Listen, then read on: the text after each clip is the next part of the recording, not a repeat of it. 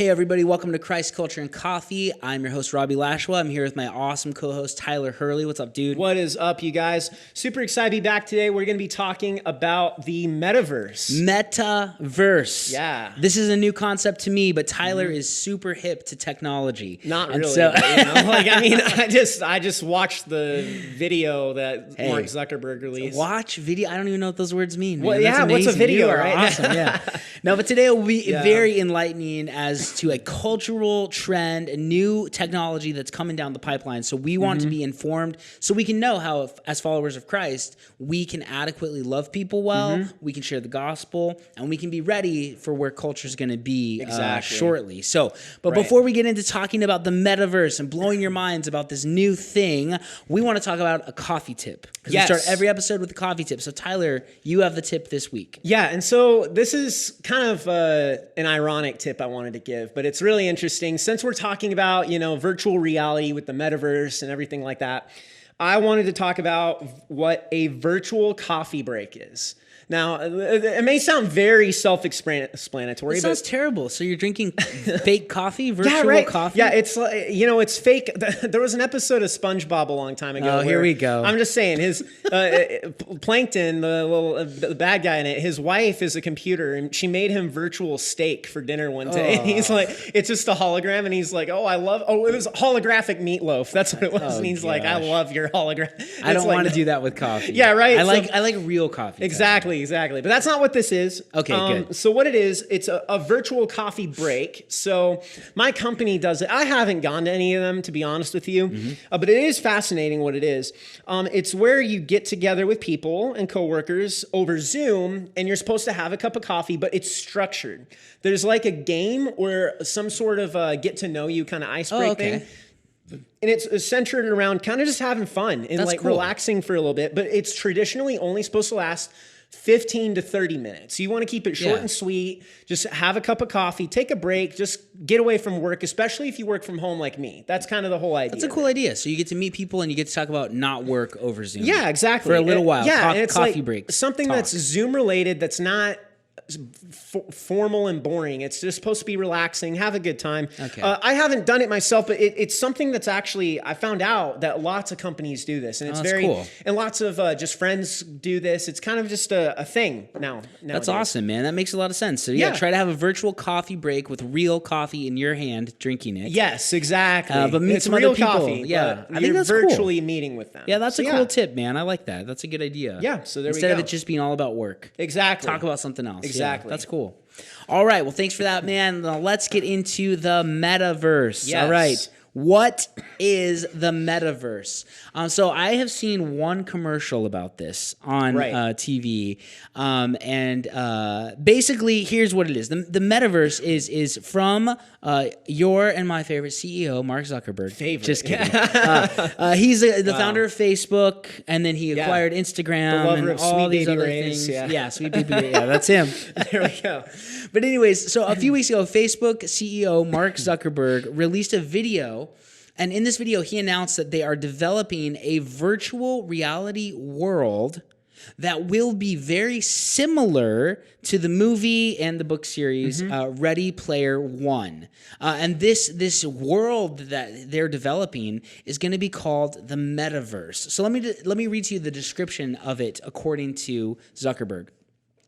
The Metaverse is a massively scaled and interoperable network of real-time rendered 3D virtual worlds which can be experienced synchronously and persistently by an effectively unlimited number of users and with continuity of data such as identity, history, entitlements, objects, communications, and payments. Yeah. So in Zuckerberg's presentation, he gave a lot of examples of what the metaverse would try to be like. So this was probably like 6-7 years ago when Pokemon Go came out. Yeah, right? That was a big phenomenon. Yeah, and so it was a game you could play on your phone, and you would have to go to real places in the real world, and they would kind of geographically pinpoint a Pokemon there. Yeah. And you could go there, and what you could do is you could use your smartphone and your camera, and through it, you could see the Pokemons that are in that location. They're obviously not there in real life, but through the technology,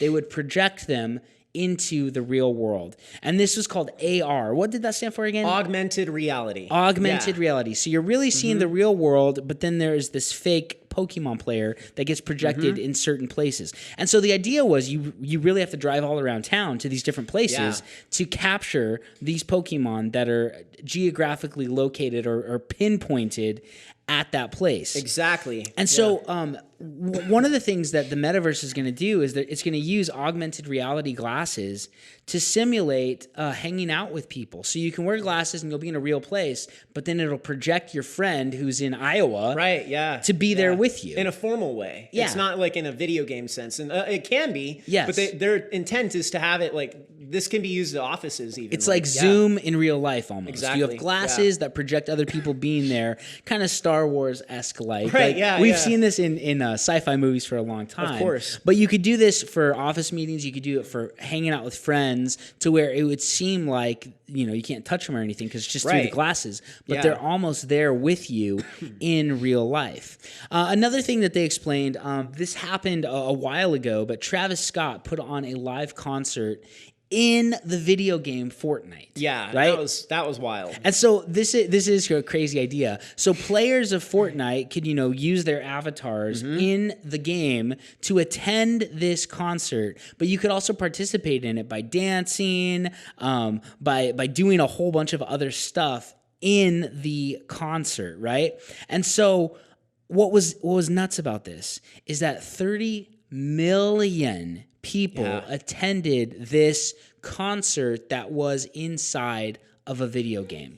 So that is way more people than watched the Super Bowl halftime show. Yeah, that's insane. So a fake concert that's inside a video game was attended by 30 million people. So going forward, this may be a way of doing huge live events virtually, right? Exactly. And so these are the types of things that are being developed in the metaverse. Yeah, exactly. And then with that too, there's even something that they also wanted to utilize with how Apple created that facial recognition technology. How like everyone on their smartphones now, like to unlock it, you just have to look at it and it can tell like security wise whether or not that's your face. That's right. And so the software, it's really advanced. People don't realize like how in-depth the technology is for that because it has to be secure. Like, of course, like that's how people log into like their bank accounts sometimes too. Yeah, like it needs to be extremely secure. It's very important. So what it does though is it uses this infrared software to analyze 30,000 different points on your face. Wow, 30,000 points. Okay. Yes, so that's how advanced it it is. Hard to fake that. Okay. And so this is what allows you to make the animojis, right? Or the memojis and stuff when you go on your phone too and you make those little character faces. That's how they can do that too, is because they've scanned your face and they can add any avatar or thing over that. Gotcha. So that's how the avatar system is going to be created, is by scanning and digitizing yourself, and you can edit it. So in the metaverse, that's exactly how it's going to work. You can do it to where it seamlessly reflects your actual facial expression or someone else's, and you can create a whole different artificial person even if you want, but that looks lifelike. That's crazy. With these different features. So you can wear skin of somebody else basically. You really and could. It can be an animal, it can be a creature, it can be you, it could be your friend. Like I could it can pretend be an to be old you. person, it can be a kid, it can be anything, and that's the crazy part about this. And again, this is all. A lot of this is still. Like a hypothesis. It hasn't been done yet. They still said all this stuff. But this is what they're working toward. Yeah, exactly. And they have the technology. It's there. That's what they're talking about. The facial recognition's already there, right? Yeah. The idea of having live events in virtual reality is already there. It's already there. And the people augmented want it reality, it's already there. Exactly. So they're just bringing this all together. That's what they're trying to do. Okay. And so another crazy thing too is that PlayStation 5 with that new gaming console that came out, they came out with this new what's called haptic technology, which enables game members to create kind of creepy, like eerily realistic physical sensations through when you're holding the controller. The vibrations that in the functions, the way that the controller moves, it can replicate a feeling that you're experiencing through playing the game. Wow. Through the vibrations. So like what types of feeling? Like what do you mean? Yeah, so like a digital handshake, right? So if you're in a video game and you're holding the controller and your character reaches out in the game to shake someone's hand, you'll feel the vibration in your controller. Oh, okay. It'll squeeze your hand in that way. It'll feel that. It's not squeezing you. Because of the vibration. But like the vibration and the movement of the controller, you're feeling it. Wow. It's eerie. Like it's hard to explain unless you actually try it. Or even holding a digital mug or like a slap, like a high five, it gives you that sensation through the remote. You can feel it. Well, I saw too, even over COVID, there was oh man, I can't remember what company it was, but they were promoting this thing, and it's like a blanket you can get sent to your house, and it has all of these sensory vibration points on it, and you could wrap it around yourself and plug into your computer and connect with somebody else over the internet, and then you could like send virtual hugs. Like you could hug and you'd feel where they're hugging at. Yeah, so it's that kind of an idea. And it's crazy. Okay. It's absolutely crazy. But you're right. Wow. That's how it works. And so the metaverse is just going to try to capture these features and put it into the real world. But with that, there's also going to be a virtual economy, which and all this crazy stuff that they're going to include in it. Like people will have their own wallets that they can use virtually like that. It's just a whole nother world. Yeah, exactly. A whole universe. Virtual universe. Wow. And so that is the idea of the metaverse. If that's kind of like a quick rundown of how it is explained, and hopefully that makes sense. But they're trying to encapture all of that into one thing. So you can enter this new world. You can check out of the real reality and enter a new reality, a virtual reality. Yeah. All right, well, let's move on, because some of you might be asking yourself, why in the heck are Robbie and Tyler talking about this? Yeah, right. It's not very apologetics related right now. Who cares, right? It's a really cool idea, sci-fi, it's fascinating technology, but what does this mean, right? So we want to get into some problems with the with the metaverse, and talk through some possible issues, because we need to be on the forefront of things. We need to be, as Christians, we need to be forward thinking of how we can love and impact our culture where they're at. And this seems to be like a big thing that's coming down the pipe to our culture. And so we need to be prepared for it. So what are some of the problems with it? Well, one of the problems is that there are dangers in the foreseeable future that we have got to be thinking about as people start to participate in the metaverse. People are going to struggle with identity because of this, more so than now. People are going to struggle with being honest because of this. People are going to struggle with connecting with other real human beings when it comes to this. And so we need to talk about the dangers that will arise through this, and especially with certain personality types, wanting to meet less and less in real life face-to-face with real humans, and wanting to meet more and more virtually with other avatars. So let's talk about that. Yeah, and this is already happening. Like that's something. This is nothing new. This has been around for a long time. Of course, with the internet, but this is just going to exacerbate. Is that how you say it? It's going to make worse. It absolutely the situation, and that's kind of what's happening already with this technology that's coming out. I mean, something that one of the developers of the metaverse talked about too is they were also going to take from Fox's reality show Alter Ego. Some of you don't know what I've seen that. It's like the Masked Singer, but it's a virtual mask. Exactly, That's the idea, right? The Masked Singer and this, the difference is in the Masked Singer, those are like celebrities, and they're not trying to conceal their identity because they're ashamed of who they are. Sure. They're doing it because it's for the fun of the game of guessing. You gotta guess who I am. Yeah. But what this is, Alter Ego, this is because the people who are on the show, the contestants who are performing, singing and dancing and stuff, they're afraid of who they are. Okay. They are dealing with anxiety, stage fright. Yeah, and not even that. They're uncomfortable with their physical appearance. They have all these like thoughts in their head. I'm just not good enough, and so they're afraid to project who they really are.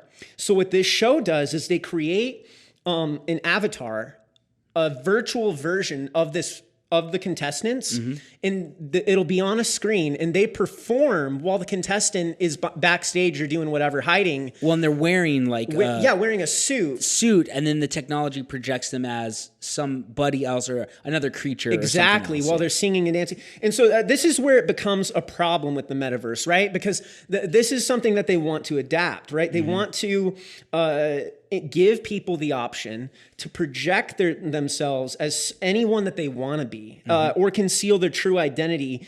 Because by design, we will be able to customize ourselves to whoever or whatever we want to be in this metaverse. Well, see, and that's a problem because, like you said earlier, people are already struggling with identity issues, right? Who am I? Yeah. You think about like the transgender movement, with gender dysphoria, and who am I really on the inside? Who am I on the outside? You think of any teenager, really, struggles with identity. And so now you have this thing that can say you can be whoever you want to be, which will make it harder to know who I actually am. Because I can just live in this fake fantasy world and not deal with who I am. And so the metaverse is going to, not for everybody, because again, I don't want you to ever hear us saying technology is evil. Technology is not evil. Of course, because there's a lot of good that'll come out of this too. And there's a lot, and you can use technology for good or you can use it for evil, right?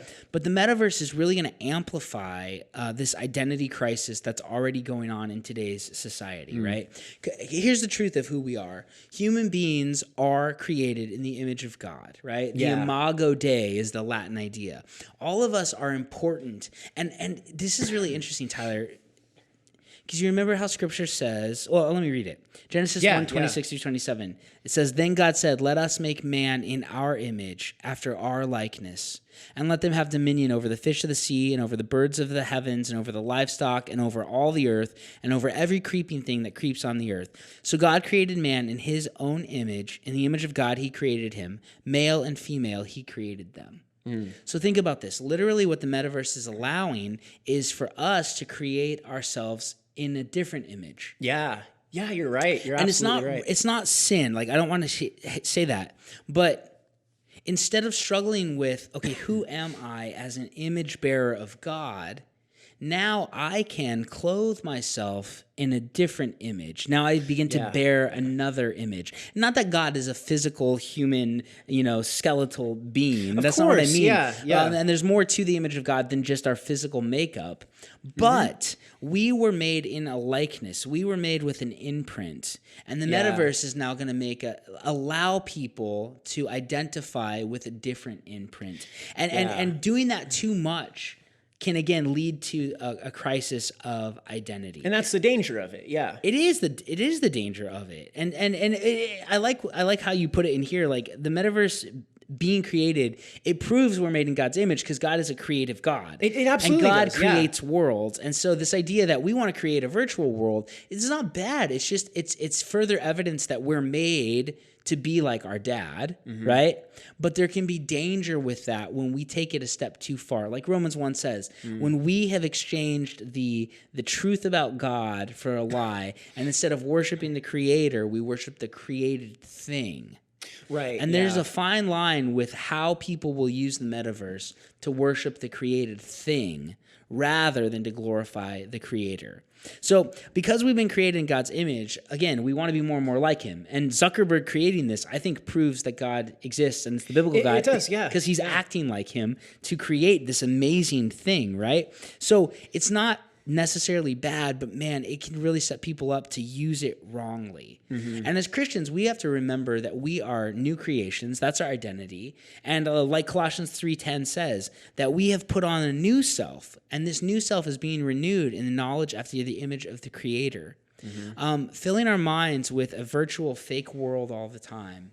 And being, you talk about addictions that are going to come with this metaverse thing. Yeah. People are going to rather live as the avatar than as themselves. Yeah. That only leads to further depression. And like we were talking about before the show, so many people struggle with who they are. And so like with alter ego, right? You've got all these people who are uncomfortable with themselves. But they don't mind pretending to look a different way. And but this is what's sad about it is then you get these people who are great singers or they're great dancers or whatever. Right. And then these people are watching it and millions of people are watching it nationwide and everybody likes them for one aspect of them. I like you for your singing. I don't really like how you look because I don't know how you look. I don't really like your personality because I don't know your personality. So now you have these people who are trying to get over stage fright or insecurities by pretending to be something else. But really, if they begin to think about it, everybody doesn't like me. They like this projection of me. And well, you got to think, right? This has already been happening. Yes, like, absolutely. Pretty much every celebrity out there makes a fake projection of who they really are. Yes. And I don't say every, that's a pretty broad statement, but a lot of them, a lot of them do. And they want people to know this version of themselves that they're putting on display for the world to see. And with the metaverse being out, that's only going to amplify that. It's only going to create more ways that people can take themselves out of it and produce an artificial version of themselves that they created that people will indulge. And it sounds great because it's like, man, people will love this version of me who's prettier, whose skin's clearer, who's anatomically better looking, who's sexier, whatever. Yeah. But after a while of that, you realize these people in the metaverse don't love me. They love that fake thing. Yeah, exactly. Dude, and that realization brings depression and anxiety and further hiding. And that doesn't help us discover who we are created to be in God's image. Exactly. Yeah. And then kind of just going on again with that idea of identity, right? Not only is this going to affect those more who struggle with gender identity, right? Sure. But it's also going to affect kids who are growing up and trying to figure out who they are in a technological world. Big time. Yeah, this is going to be a confusing thing for a lot of developing humans, It right? absolutely will be. Yeah, because the thing is, you got to think, like, smartphone technology has already been around for a long time. Yep. And Since 2008, right? Yeah. Is that when it came out? Yeah. Yeah, right. And kids today, like the Gen Z generation, they just grew up around this technology. They're digital natives, right? Yeah, They've always exactly. had it. Yeah. Digital natives. That's a good way of putting it. So imagine going through middle school, high school, like how every kid is trying to figure out who they are. But now, if this is fully realized in the metaverse for what they're saying it's going to be, and again, it could be a flop. We don't know. Sure. But this is what it's projected to be. Imagine as a teenager, already struggling with who you are, like in your identity as a kid growing up, having to also navigate through a new social world that's being created through the metaverse, where you're also having to create and project a different identity to everyone in there. Yeah. So it just, you can imagine like how that can only worsen, right? Gen Z, actually, I had some statistics here about it because I think this really hits home with how kids are involved in technology, the technological generation, right? How they're doing emotionally and mentally. They're considered actually to be the most depressed generation. According to a study by Western Governors University, I have these statistics here. 91% of Gen Z reported experiencing psychological symptoms due to stress. Wow. There was another study came out in 2019 that only 45% of Gen Z believe that their mental health is good. Wow. Which is 11% lower than the millennial generation. So that kind of gives you a comparison of showing like how it is by generation. And then Pew Research Center found that 70% of teens believed that depression and anxiety are significant problems amongst their peers. Wow, that's amazing. It's crazy because when you think about how affluent our culture is, we're rich, is what that means, right? We're rich, we have food all the time, we have entertainment all the time, we have goods that we don't need. They're not necessities, they're excessives, of course, right? They're excessive. And so you consider we live in such an affluent time where life's pretty easy, and yet depression is wreaking havoc. Why is that? Right. That's weird, a good question to have. And it's crazy, but that's the case. That's what's happening, right? Gen Z is the youngest generation currently with their entire lives being around this technology, right? With the way that the video games and smartphones and technology have advanced, they grow up around it. That's the norm. And so that I think that through this process, they're focusing again on what your social projection is through the internet, right? Through social media. Well, dude, and I've thought about this aspect for a long absolutely, time. yeah. And so, I think this is really interesting. So when I was growing up, right, no smartphones. Right. I was probably when we got internet up in Pine, I was probably 12 or 13. Oh, wow, Maybe 12, maybe 8th grade. Ninth grade, somewhere in there. Okay, maybe it was even 9th. Anyways, so the internet was a newer thing too, and so So in my town, right, I remember the 8th grade class that I would have been a part of if I wasn't homeschooled. There was about 30 kids who graduated. Small town, right? Okay, small town, and that's the only school in town.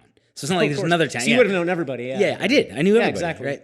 So growing up as a junior hire in my small town, there's 30 kids my age, and then if you add the 7th graders too, maybe there's 50 or 60 of us, right? Right.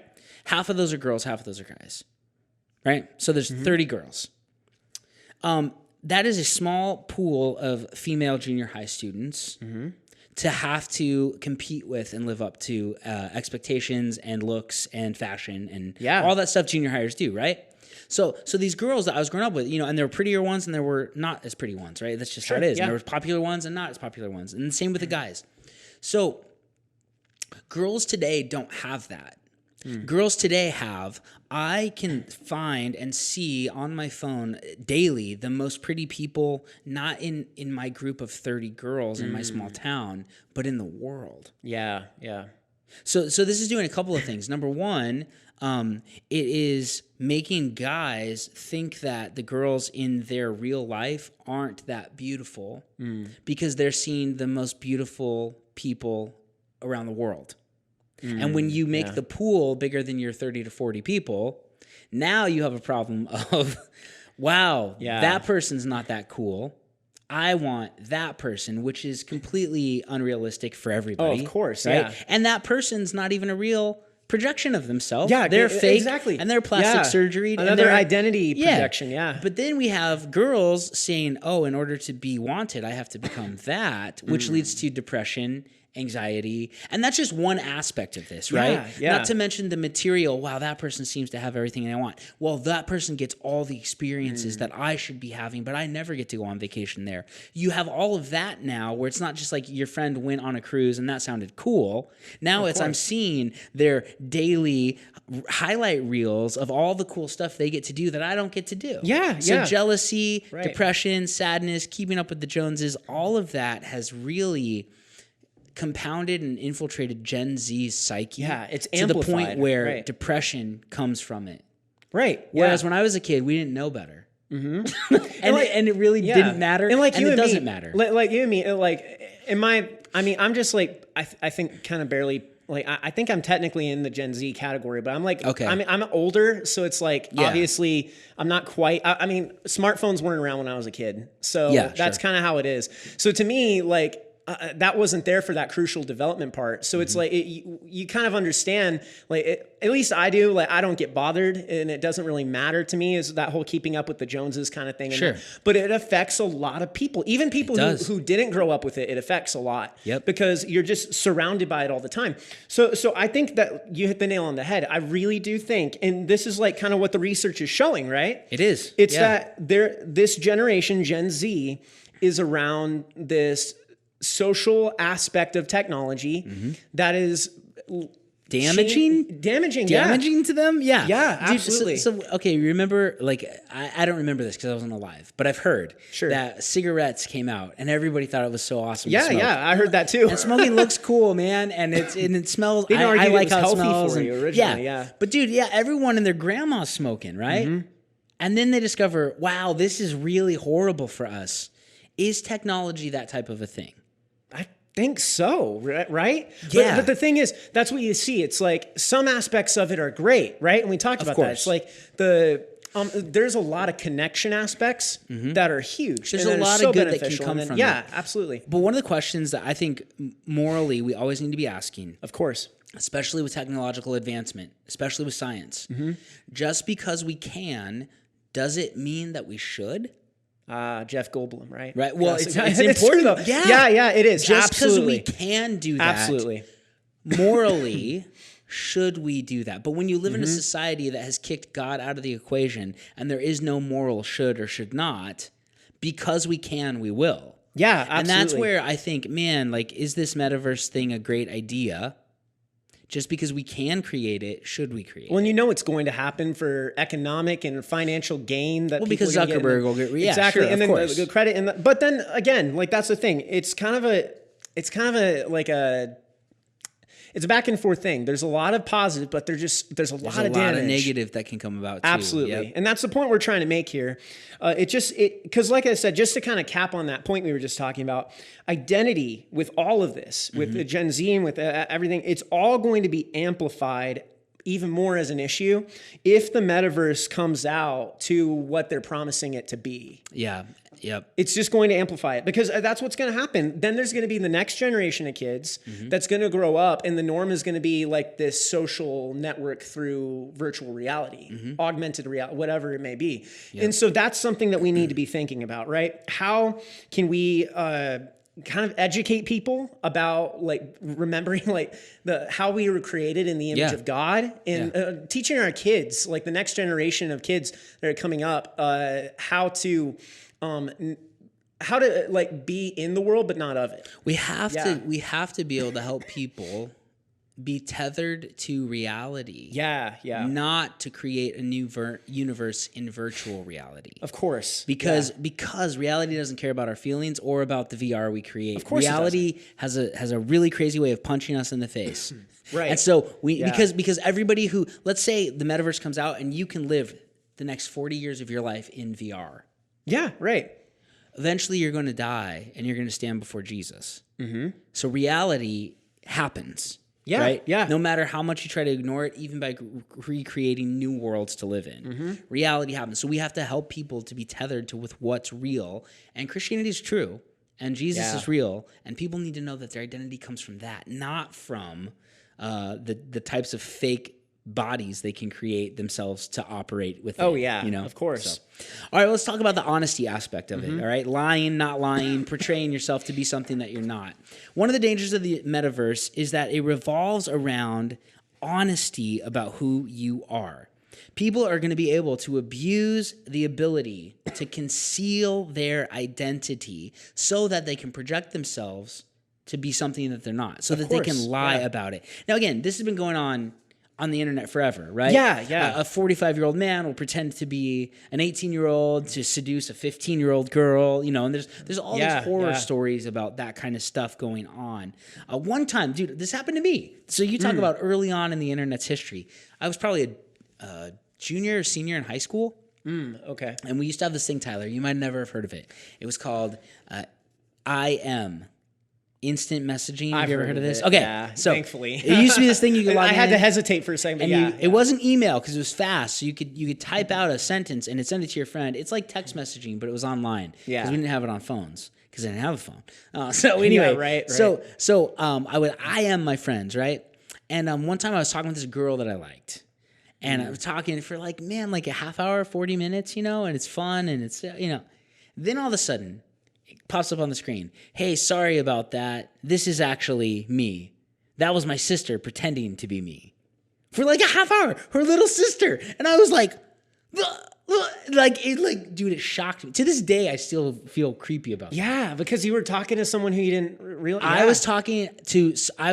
I was talking to somebody else. Yeah. But I was being lied to, right? And it was tricking me. And so that whole conversation was fake, null and void. What was said wasn't true. Yeah. Right. It messed me up a little bit. And Well, that's of a course it small would, scale. yeah. But with this, man, this is the whole idea of it. Portray yourself to be something different than you are. Yeah, exactly. So, as Christians, we don't want to bear false witness, right? Yeah, of course. And there's kind of an aspect of that in this. People can project themselves as something they aren't at all, which is lying, which is bearing false witness. They could project themselves as being a 12-year-old girl when actually they're a 45-year-old man, right? Right. And people have been lying about this kind of stuff online forever. And so when the metaverse gets released, we as Christians really need to think of, is this entertainment or am I really lying about who I am to myself? Yeah, exactly. And lying about who I am to other people, because we're not supposed to bear false witness. We need to make sure that we're in check with that fine line. And that's and there's just so many dangers that can come with anonymity, right? There's so much bad that can be done with being able to hide who you actually are. So hopefully the metaverse has some kind of security measure to this, but human depravity runs deep, and when it's a virtual thing and not a real life thing, people seem to let their worst version of themselves be portrayed. I do hope they have security measures about it, because you got to think with child predators that are out there, like online and stuff, who can pretend. Isn't that crazy? Like, who knows? You know, that's the thing. And so it's definitely something that hopefully is dealt with if this is fully realized to everything they're promising it to be. Yeah, hopefully. Yeah. Next, though, we should get into how this will affect the church, right? Yes. Because that's really important. Whenever something comes out that's culturally relevant, the church should respond to it, should have an answer for how they are going to address and adapt to it. Yes.